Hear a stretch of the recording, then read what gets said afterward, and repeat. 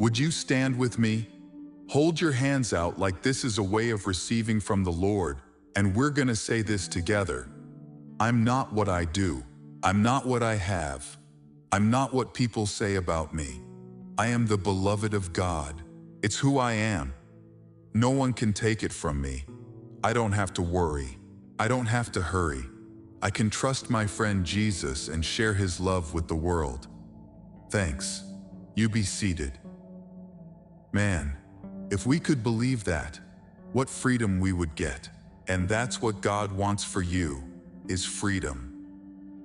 I'm gonna preach just a very short message tonight, so short that in that time, you could bake a dozen gingerbread cookies. I promise you, it will be that short, less than 14 minutes.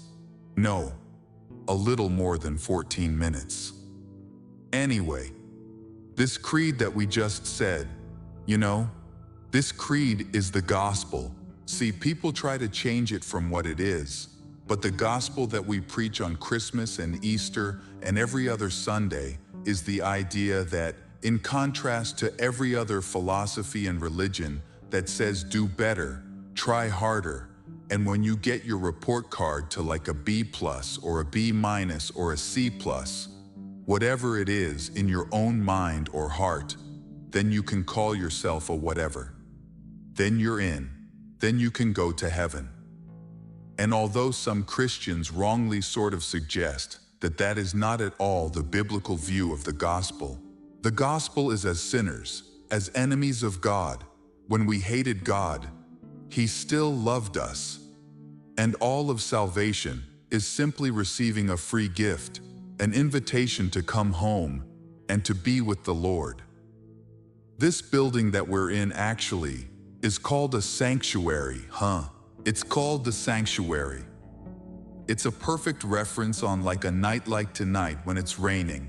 You recognize what a sanctuary really is, whatever it is.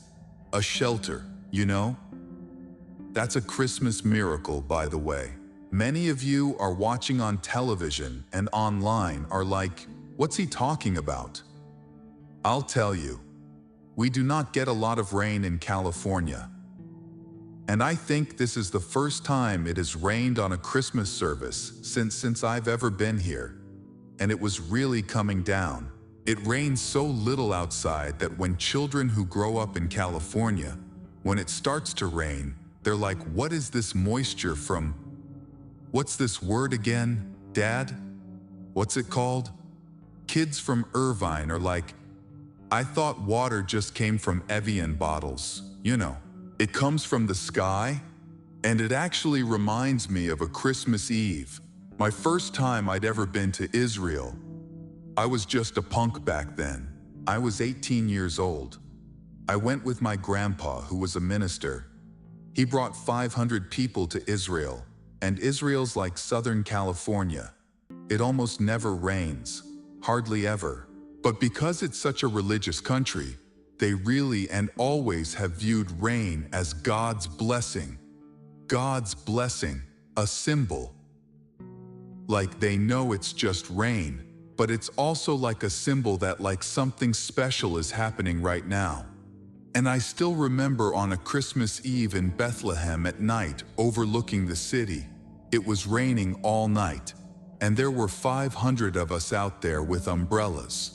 And right when the service was about to begin, the rain stopped so that we could go up on the stage and pray and sing these songs. Isn't that amazing? We were there with the guy that did Phantom of the Opera. I can't remember his name. Michael Phelps? No. Pfft. I got it. Michael Braverman. Michael Brickerbrunn? Crawford. That is it.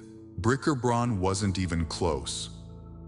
But I still remember as an 18-year-old, many of us, that the timing of it was such a wonder in a way, that right when the service was starting, I think it was 7 o'clock, the rain pouring with umbrellas, and then 7 o'clock came, and poof, stopped. Rain tonight. My hope is that maybe that can be a symbol for you tonight, that God's blessing is even on you now. that tonight you'll receive a special blessing. I know many of you are struggling, or you have a challenge that's bothering you. Maybe it's a health crisis. Maybe it's a relationship. Maybe you just went through a bad breakup or a divorce, or just going through a tough time. Maybe have your doubts about God or about life or whatever, and you need a second chance. Let's just believe that maybe this rain, even for us as Californians or wherever maybe from Minnesota, you're like, what? But just believe tonight that God has a blessing for you, and actually spiritually think about opening your heart and mind to the goodness, love, life, and power of God in you. He wants to bless you and pour out His goodness in your life.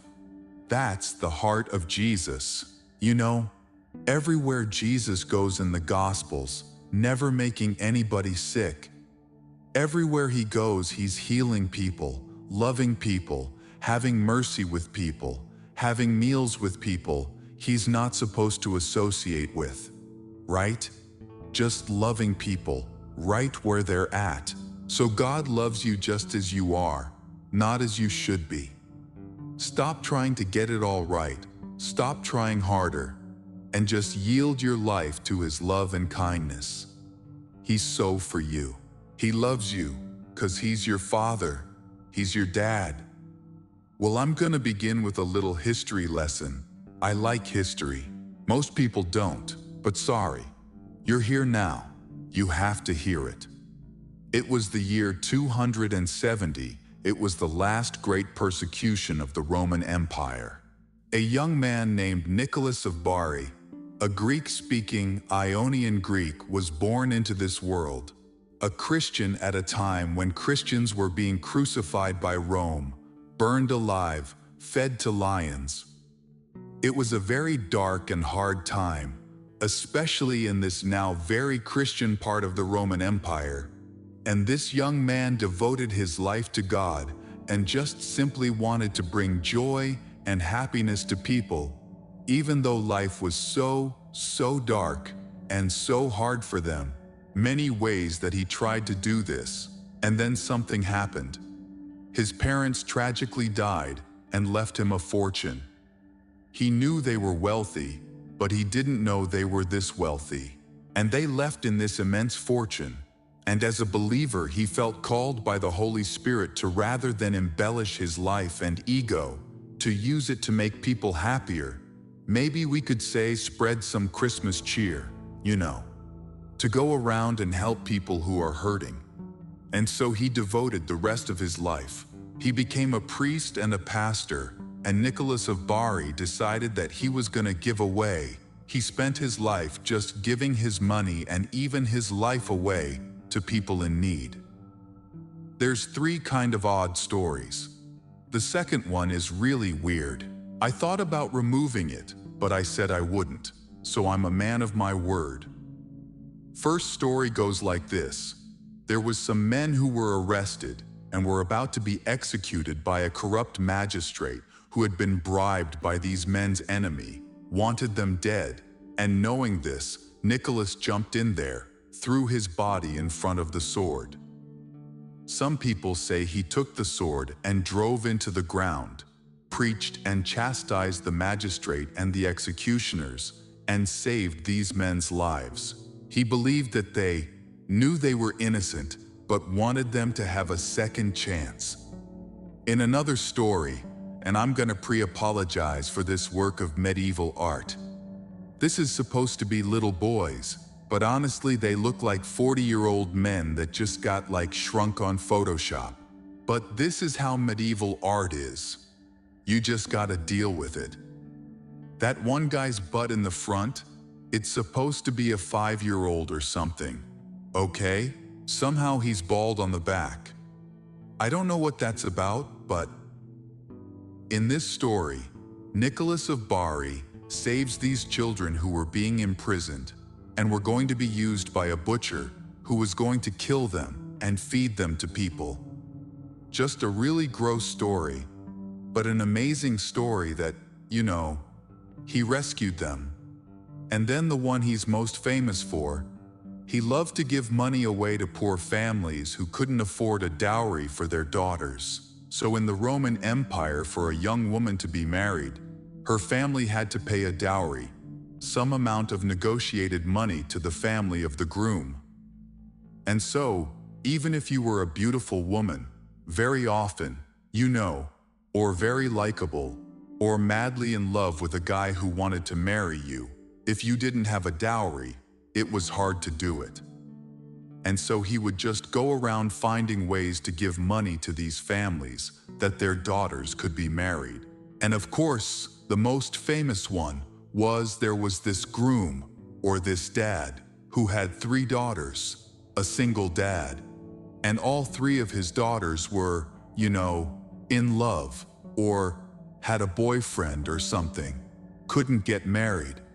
And so, when they were hanging their socks, their stockings, up on the fireplace to dry, because they were wet from a rainy day, at night, he went and he reached his hand through the window and dropped gold coins in their socks so that they could afford a dowry. And that's where we get the tradition of hanging our stockings on the fireplace. If you haven't guessed it by now, the historic figure I'm talking about is Saint Nicholas. Saint Nicholas, Bishop of Myra, miracle worker. He has many names. He is the patron saint of repentant thieves. So if you're a thief and you repent tonight, Saint Nicholas is your guy. He's the one that's gonna... We're not Catholic, but it's an interesting story. And of course, when we read stories about any believer like this, especially when we hear about Santa Claus and how his story sort of begins, I see someone who believes in second chances, that even if I feel like those prisoners, even if they were guilty, he would have wanted them to not be killed. You know what I mean? That those children, that those women, that people deserve a chance. You deserve a chance. You deserve a second chance. I believe that for you. And God has that for you too. Many of us in this room are relatively good people. When we get to know our neighbors, we want them to have a second chance, If they've messed up or lost everything, or really just whatever, they messed up their lives, and most of us, in an abstract way, root for our neighbor to have a second chance. Very often, we don't want to give ourselves a second chance. Maybe you're that type of person. You look in the mirror and you say, there's no second chance for me. Bobby, you don't know what I've done or what I've been through in this room. Are so many people who've done a lot of good, but all of us have also made some big mistakes in our lives. Things we regret. Unfinished symphonies, sad stories, lost relationships, bad decisions. You know what? God's not done with you yet, my friend. He has a second chance for you. And that's what the gospel's about. It's not just a second chance. It's a third chance, and a fourth chance, and a fifth chance, and a sixth chance. Isn't it amazing? 70 times 7 says the Bible. That's how many chances you get, and multiply that times another 70, and then put a little infinite next to it. That's how much God is for you, and not against you. He just wants us. In many ways, my hope is that tonight, you'll believe in that second chance. For you.